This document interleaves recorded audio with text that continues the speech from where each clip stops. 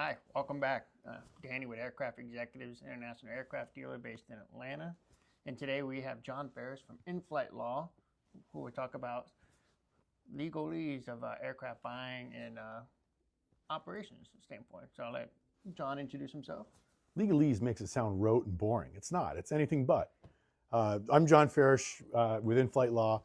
In-Flight Law has been around for about 4.5 years. I've been doing nothing but aircraft transactions for going on 9 years.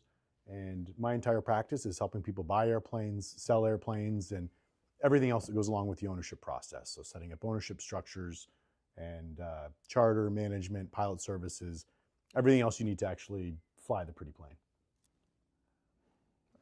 John, why don't you tell us when the best time for a buyer or a seller of an aircraft to get involved with an attorney in a process or a transaction? Sure. So it's a little bit different whether you're buying or selling. I think when you're selling, you can wait a little bit longer. Once you are starting to get down the path, you've hired a broker, and you know what your rough time frame is. I think that's a good time to get involved. I can work with your broker to get ahead, draft offer letters to give to potential buyers, and refresh on some terms of the transactions, things you're going to want to look for. There's obviously a lot more than the purchase price involved in a sale. When you're purchasing, the best time is once you get an inkling that you might be interested in buying a plane. I think that's a good time to reach out. There's sort of two tracks when you're buying a plane that you have to navigate. The first is finding and buying the airplane. So that's the letters of intent, the purchase agreements, the due diligence and inspection process, closing, all that kind of good stuff. The other track is actually setting up your ownership structure, because no point in buying a nice pretty airplane that you can't put into operation. So we can get ahead, start planning for your ownership structure, tax benefits, things like that, set up LLCs that might need to be done, figure out management charter agreements and all that kind of stuff, so that once you do close, your plane's ready to go and start saving you time. Perfect. I want to come back to the ownership structures thing, but in the meantime, what are the pitfalls if someone accidentally gets down the road with an LOI or worst case an APA? How can they get you involved to kind of help mitigate anything at that point? I'm sure you've seen that happen. Yeah, so a lot of times I get a call after an LOI has been signed. LOIs, letters of intent, are usually non-binding, but it's generally considered poor form to go back and try to renegotiate things that you've already had a handshake on. LOI is an agreement to agree, but if you've already agreed that the seller's not going to fix anything, or you've got a deposit that's way too high, it's hard to go back and try to renegotiate that stuff. Sure. We can fix that stuff in the purchase agreement, but usually when I get a purchase agreement that's already been signed, a lot of the times I don't end up representing them, because it's a little bit of headache and it's hard to unring the bell on some things. And a lot of times clients aren't going to be satisfied because they realize they've already backed themselves into a corner. But sometimes we can still help at least get the operation set up, get the ownership structure set up, make sure they're getting the tax benefits that they're expecting, and things like that. Perfect. What, besides legal, what else do you like to do? Like, let's say we meet John Doe on day one, and I'm like, hey, John Doe, you should speak to John as we're getting started with the acquisition of this aircraft. What other things should they be doing on day one with me besides talking about what aircraft we're going to buy? So we got ownership structures, we got you engaged with the legals from the standpoint. Is there anything else that they should be mindful of at the beginning of the process versus getting into the process? Yeah, I think at the very beginning of the process, what's most important is figuring out really what a client's expectations are or what their hope is. If they're, we need to know if they're primarily driven by tax considerations, whether it's they just need to get from A to B, or whether they're looking to get charter revenue to offset some of the fixed cost of ownership, because that's going to impact a lot of the planes that you're going to be looking for for the client, how they're equipped and things like that, and then also how we're going to set up the ownership structure. And a lot of that will actually impact the budget. So someone might say, hey, I've got a $11 million budget, but if they're not going to get the tax benefits that they were hoping for, maybe that budget's $8 million. On the other hand, maybe there's tax benefits that they haven't thought of, and now their budget increases. So I think some of those, looking over some of those things at the outset is important before you even start hunting for the planes for them. Absolutely. And I think it's good to highlight that. Like, so when you get involved, not only from us as a broker standpoint, helping them buy and shop and, you know, making sure to make the right decision, but you're getting involved and also helping from legalese of just not only the purchase agreements, the letters of intent, ownership structures, but I also heard overview of like management contracts and charter company contracts and stuff as well. Um, but jumping back into the ownership structures, what can you tell me about some of the things that you see that are important to really understand when you're buying an airplane versus, you know, putting it in your personal name? Yeah, so there's plenty of different ways to own an airplane. Some of it's going to depend on whether you meet U.S. citizenship requirements, but a lot of people, they focus on how they're going to own the plane, but they don't think about how they're going to operate the plane, and they conflate the two when they're two totally different roles. So when we talk about owning a plane, that's just looking about literally how we're going to register the plane with the FAA, how it's going to be titled. But one mistake that I'd say 90% of owners probably make when they're doing it on their own is they fall into something that's called the flight department company trap, where they set up an LLC, they put the plane in the LLC, and then they just start flying it, not realizing that in most cases that's illegal under FAA regulations. So that's something that we try to get ahead of in advance. A lot of people wait till the last minute just saying, oh, I'll set up an LLC, not realizing that they've shot themselves in the foot and now they're going to end up owing state taxes and operate the plane illegally. That happen a lot? I'd say 90% of owners who do it on their own would just put a plane in an LLC and own it that way. The problem is that they're under Part 91, which is the general, you know, go own a plane, fly it around rules under the FAA. It's anybody can own a plane if you meet certain FAA citizenship requirements. But to operate a plane, you either have to be an individual or an entity that really has a substantial enterprise and can use the plane in furtherance of its business. So if you have a plane that just sits in an LLC by itself, and that LLC, that business has no other activity going on other than owning a plane, the FAA is going to think that that LLC, the holding company, is engaging in a legal charter. The money for the plane has to come from somewhere. And so there's an FAA opinion out there that says, if you're making capital contributions into that LLC to reimburse yourself for flight costs, then that LLC is selling flights to the owner, which, you know, seems like a little bit of form over substance, but that's what the FAA said. So it just seems like it's just a matter of setting it up appropriately and setting up the right agreements within each other. Yep. So a lot of that goes hand in hand with tax planning. One of the main benefits of an LLC, you know, people think, well, limited liability company, but it doesn't really, in most cases for airplane ownership, it really doesn't shield liability. The liability for owning an airplane really goes with operating the airplane, and that's going to be the individual or the entity that can use it in furtherance of its business. So Danny Gizzy can be an operator of an airplane. Aircraft executives could be an operator of an airplane. But if you had aircraft executive leasing or something like that to own your aircraft, that could not be the operator. So we would draft a lease or an operational control agreement to give the keys to the plane to you or to aircraft executives. And really, now you're flying the plane around, or aircraft executives is flying the plane around, and you're the one with the liability, not the LLC. Got it. So the LLC, it doesn't really do much for the liability, but what it does do in a lot of states, especially, you know, Georgia and Florida, is it allows for really good tax planning. So in Georgia or Florida, if you buy a plane in some other state that's tax friendly for closing, you don't owe sales tax at closing, when you bring the plane home to Georgia or Florida is going to say, hey, great new plane you've got, where's our tax money? You'll say, well, I bought it in Kansas. It's a flyaway state. I don't owe you taxes. Georgia or Florida will say, welcome, we have use tax. And lo and behold, it's the same rate as what you would have paid if you bought the plane here. So if we had set up an LLC in Georgia and Florida, we can set up a leasing exemption where you lease the plane from aircraft executive holdings, for instance, to aircraft executives, and then you just pay sales tax on those internal lease payments from your right pocket to your left pocket. The state taxes that lease revenue as it's transferring, but that's way better than paying sales tax on the whole price of the airplane up front. Got it. Well, what are some things that you've seen going through some transactions that people should be aware of going into buying an airplane, maybe even for first-time buyers for sure?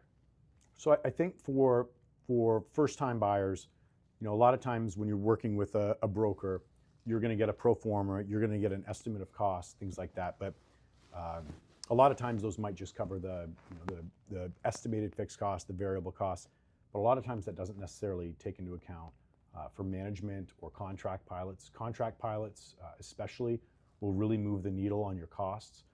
I had a lot of clients over the last couple of years where there was a pilot shortage, where they had a budget, they bought an airplane based on a pro forma with crew salaries.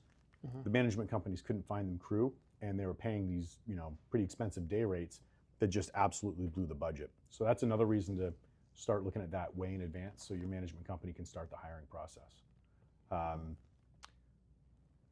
So some of the other things that to look for when you're buying a plane from the outset, I'd say I always tell clients there's 3 things that are most important, just from a really high level when you're buying a plane. So the first is the price. I've worked on probably 750 airplanes over the last 8 years. I can tell you if you're getting ripped off by $1 million or $2 million, but I can't tell if you're overpaying by $200,000 or $300,000. That's where you come in. That's why you need an aircraft broker. Whatever. $11 million for a Phenom 300 could be a great deal, could be a terrible deal. The second, I think, most important thing is, what are you getting for that purchase price? So we call those the delivery conditions, and that's what the seller is promising to give the buyer as far as the condition of the airplane. So there's a lot of stuff, a lot of wiggle room there that we have to negotiate. So whether it's the seller prepaying for maintenance, whether the plane's going to be fully enrolled on engine programs or not, or whether they have to pay up any deferred hours, to whether everything works on the plane, or whether it just meets a bare minimum level of airworthiness. So those are all things to negotiate. And then the third most important thing, I think, especially for a new buyer who might be trying to deal with financing and figuring out a management company and all that at the same time, would be the deposit. And when can you pick up the ball and go home? At what point does your deposit become non-refundable? So, it used to be in most transactions, you do an inspection on a plane and you could reject the plane for any reason. You didn't like the smell, didn't like the color of stitching. You could walk away and get your deposit back. But over the last couple of years, as it really became a seller's market after COVID, now typically what we see is you can go look at the plane, do your sniff test, make sure it looks good to you, but then once you start the real meat and potatoes inspection at an inspection facility, you can really only walk away and get your deposit back if the plane cannot meet those objective delivery conditions within a certain time frame. But those are things that people don't think about. They think, what's the price? Wow, great. Can't believe I got a G280 for this price. I'm going to buy it. Yeah, I agree with that. And then going back to what you said, kind of some of the standard things, like everything working and not working. What is usually the standard thing of a delivery condition? Because I think I know what I'm going to say, but I'm not going to. Well, it depends. Do I represent a buyer or a seller? Because I'm going to take 2 very different positions on that. Down the middle. Yeah, so there's a couple, I'd say the certain base, there's exceptions. So sometimes you get a plane that's a smoking deal because it's just as is where is. Yeah. And the seller might be out of capital. They might just be absolutely the wit's end done with the plane. You're going to buy it, and you've got a project after you buy it. But I'd say some of the bare minimums are, it's, at least if it's an American plane, it's going to have a proper registration with the FAA. It's going to have an airworthiness certificate. It's going to be in an airworthy condition, so you can, at closing, you can get in the plane, fly it home. Typically, it's going to have all of the FAA airworthiness directives done, any mandatory service bulletins issued by the manufacturer, and then obviously clear title. We've got to make sure that if you're buying a plane, it's the seller's plane to sell. Correct. And you said all the FAA stuff. What happens when we're buying something overseas? That's where the fun stuff starts. Oh yeah. So I've had the privilege of probably doing 50, 60, 70 imports to the United States. I've had clients buy planes from Azerbaijan, Russia, China, India, not Russia lately though. All over the world. I think we've imported planes from every continent except Antarctica. When you are importing a plane, oftentimes there's great value. A lot of people, a lot of buyers just want nothing to do with a foreign plane because it's just the mental friction is too much in their head to deal with. Sure. But obviously that's where a broker comes in. As long as you factor in the ferry costs to bring the plane home and to do any conversion work that's required, there's a lot of opportunity there. So there's a couple things to consider when buying a foreign plane. The first is the registration. The registration will have to be changed. So you deregister the plane from the foreign equivalent of the FAA, and then at closing you'll register the plane with the FAA. So now, congratulations, you own a plane registered with the FAA. But at that point, you still can't fly it. So the next part of that equation is you have to get an FAA airworthiness certificate. So that involves FAA representatives called designated airworthiness representatives, DARs. And so you have to get a piece of paper usually from the foreign country that says, hey, we promise this plane is airworthy and ready for the FAA. An FAA guy takes it and says, yes, this plane is airworthy, and he issues an airworthiness certificate. So at that point, the plane is ready to go. The other two parts are you have to deal with customs. So just like if you were shipping in a truckload of televisions from Mexico, or unloading some stuffed animals off a crate off a boat in Long Beach from China, you've got to deal with all the customs stuff. So there's some pretty stiff penalties if you don't do that. Customs is pretty easy. I coordinate all that with a customs broker, and it's surprisingly inexpensive. Sure. But that's something that has to be done before the plane arrives in the United States, even if it hasn't sold yet. And then the fourth thing that can be a little bit complicated with an import is figuring out where to complete the closing. So sometimes we have clients buy planes overseas. They actually physically, the transaction completes there. Then we do the FAA import work overseas, which obviously the FAA US is a long reach, for better for worse. So we can actually do a lot of the FAA work overseas. But navigating the tax regimes of the foreign countries can be a little bit difficult. A lot of countries have tax exemptions when something's being bought for export. So a lot of the EU, it's a paperwork burden, but we can do it. England is pretty good, and then there's some places like Isle of Man, Jersey, Guernsey, where it's incredibly easy. So it sounds like a lot, but with the potential savings, a lot of times it's pretty worthwhile. So having done foreign deals together ourselves and using a customs warehouse, why don't you talk about that a little bit? So that's a goofy British fiction that they conjure up, where United Kingdom has hefty taxes on aircraft, but there's some companies we work with over there that can arrange for. It really is sort of a fiction where they create this. It's a customs warehouse where if they set up the proper paperwork, you can complete a closing while a plane is in a high tax jurisdiction like United Kingdom, and with the right paperwork, it's as if it's in this magic bubble over there where it can close, and when it's exported and brought to the United States, there ends up being no tax on it. So there's all kinds of creative loopholes. One of the things that's neat about what we do is it's a small industry, and so we get to work with the same people over and over again, and build really great relationships. So when we have something in the United Kingdom, pick up the phone, and we know who to call to deal with that. If we've got a closing in Austria, we know who to call and deal with that. And if we've got a closing in Singapore, we know who to call to deal with that. Yeah. In our situation, it was the seller that mandated that we use the customs warehouse. And it was because it severed them from any liability if the plane made its way back. Yeah. So different jurisdictions have different rules on who's obligated to either pay the tax or collect the tax.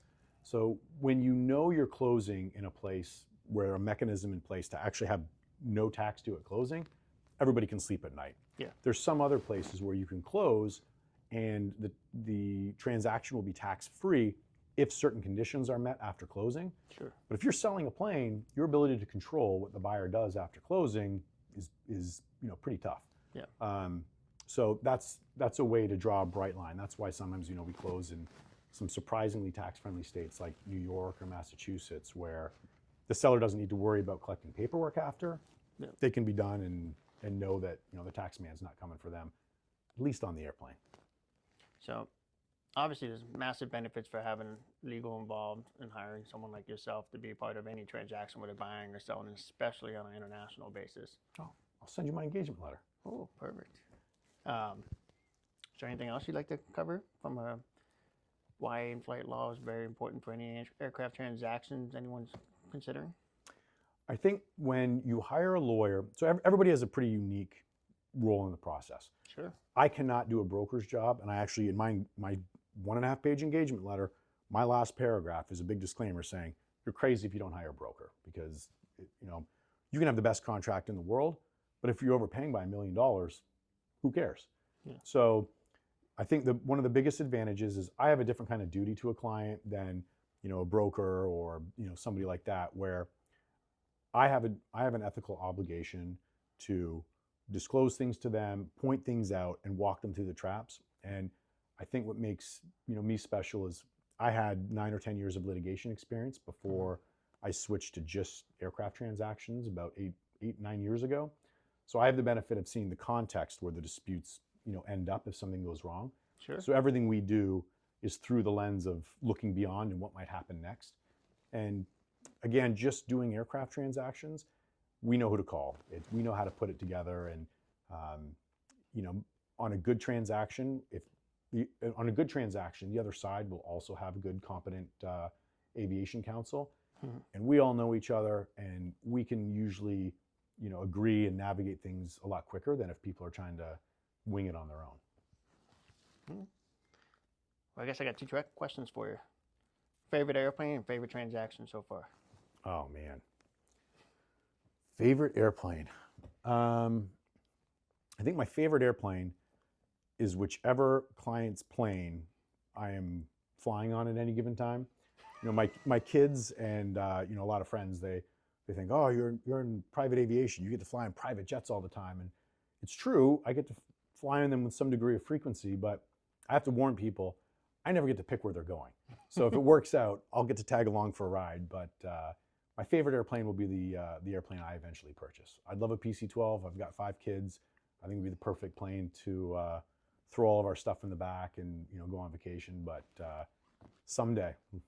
All right. So transactions are all unique and special, like snowflakes or like my kids. Can't pick a favorite. But I think generally my favorite ones are transactions where I'm brought in where there's things that seem impossible, or things, just hurdles where something's just not going to be able to work out. Sure. And we get to be creative, whether it's figuring out ways to close and move a plane and then deal with certain stuff after closing, or move things out of a typical order to close before a year end to meet a deadline and things like that. I think one of the things I really enjoy is when I'm able to connect a client with somebody else, whether it's insurance or tax or an aircraft broker. A lot of times people come to me and they say, hey, I'm buying this plane, it's this price, it's great, I've looked on Controller. And I get a great deal of satisfaction when I'm able to connect them with someone to solve a problem, sometimes one that they don't even know, and then they realize, oh shoot, I was about to sign a contract and this plane is $2 million over what I should be paying. And it makes it pretty easy to send them an engagement letter, because when they're $2 million ahead, my fees don't really matter. So those ones are pretty satisfying. John, why don't we talk about different ways that people can own the aircraft to shield some liability concerns? Oh, yeah. I get the fun questions. So whenever I'm on a call with a bunch of people's different advisors, the tax people get to say, oh, here's how you save millions of dollars. The broker can say, oh, look at this awesome plane I found you, and it's a great deal. And then people look at me and they say, oh, how do I get rid of liability? And I go, you can't. There's very limited ways to get rid of liability. Everybody, they reflexively say, oh, I'll put the plane in an LLC. It's a limited liability company. There'll be no liability. Mm-hmm. But again, that's more about ownership and not the operation. Sure. So if usually somebody's main business will be the actual operator of the airplane, so that they can pay for the expenses, take the depreciation, get the tax benefits. And in that case, whoever the main business is, that's the entity that's going to have the liability.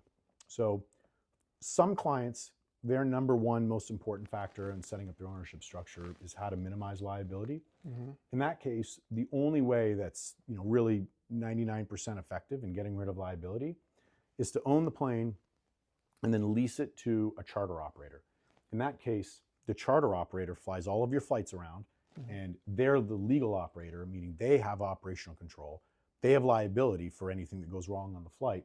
And when you use the plane, even if it's your own plane, you're just a charter customer. So if on one hand, you're a leasing company, leasing the plane to the charter operator. On the other hand, you're a charter customer, but you're outside of the operations at that point. And so that's really the best way to to get rid of any liability. And nobody's gotten around that in any kind of situation? Usually the cockamamie things that people do to try to avoid liability ironically end up creating more liability. So when they operate out of a single purpose LLC that owns the plane, you're operating illegally under FAA rules. And so they think, yeah, well, the operations are isolated in this limited liability company. The reality is if something goes wrong and you're operating illegally, well, now maybe you've given the insurance company a reason to deny a claim if something goes wrong, which since your insurance policy is your best defense from liability anyways, I wouldn't do anything to jeopardize that coverage. Yeah. In the context of ownership, what about people who want to conceal the ownership of the aircraft? Like they don't want their name to pop up on an entity in a registration or Google search or something like that. How can people get their names not to show up tied to an LLC or to the aircraft in a quick glance, as now like Taylor Swift and other people are being chased all over the internet with their aircraft flying? Sure. So each airplane obviously has a registration and N number on the side of the plane. And if you look it up, whether it's Google or FAA.gov, you can see who the registered owner of the plane is. So some clients, they don't care about privacy. They're going to own the plane either in their own individual name or in their business's name. Sure. And that's fine. It's a simplified ownership structure, and for some people it works best. Some people, if you own the plane through a holding company, well, okay, you can call it Acme Plane Leasing or something like that. That'll give you a little bit of privacy, but it's 2025. It doesn't take a whole lot of work with the Secretary of State website to drill through and potentially find out who a beneficial owner of that LLC is. So really the way to get the best amount of privacy is to enter into an agreement with a trust company. And there's a couple great ones out there whose job is to register the plane on your behalf. They set up a trust. You give them the keys to the plane. They register the plane. They give you the keys back through a document that's not publicly filed with the FAA. And that's a way to sort of get some privacy, because a lot of people's business, it's not nefarious, but a lot of people just don't want competition to see where they're going and when, and where you can guess what they're going for. You see it a lot with universities and recruiting trips and things like that. The internet blows up as soon as they find out that Texas's airplane flew to Oklahoma to go interview their head coach and things like that. So a trust is one way a trust is probably the best way to achieve some privacy. Okay. John, so when people are finally making that leap to buy an aircraft or sell their aircraft, what are some things that they should definitely look for or within an attorney when they're looking to hire one? So I think the most important thing is experience in that particular field. I wouldn't hire a divorce attorney to do a merger and acquisition for me. I wouldn't hire an M&A lawyer to, represent me if I hurt my back. Everything is getting more and more specialized. And there's plenty of lawyers who are a lot smarter than me. I know this field and this niche pretty well. So someone might be able to look at a contract and say, well, where's this clause or where's that clause? But they're not going to know the things that are specific to an aircraft transaction. And so I think experience in this unique field is most important. It'll help you avoid some pitfalls too on making sure you're getting what might be industry standard, but your in-house counsel might not know that. One of the nice things that general counsels or people's outside counsels enjoy about working with me is I love airplanes, and I'm not really interested in anything else. Yeah. So I just plug in with them, handle the airplane piece for them, make them look good, and I'm not going to try to get any of their other business. So it's a nice, beautiful niche that I get pinch myself every day that I get to work in. So find people who specifically are focused in the aviation industry when you're dealing with an aircraft transaction, for sure. Yep, and I think part of what goes along with that, part of the importance too, it's not just what you know about it, but it's who you know. So it's the relationships that they can bring to solve problems that come up along the way. I'm really good at finding problems, and I'm really good at solving problems, but there's a lot of problems that I can't solve. There's things that come up that I'm not equipped to do. But the nice thing is I know who to call to put the fires out or to bring people in to make sure that any given piece is covered. Sure. And I know the pieces that are supposed to be covered. Well, thanks for joining us. We appreciate it. Everyone, if you have any more legal questions and stuff, please reach out to John Farrish at info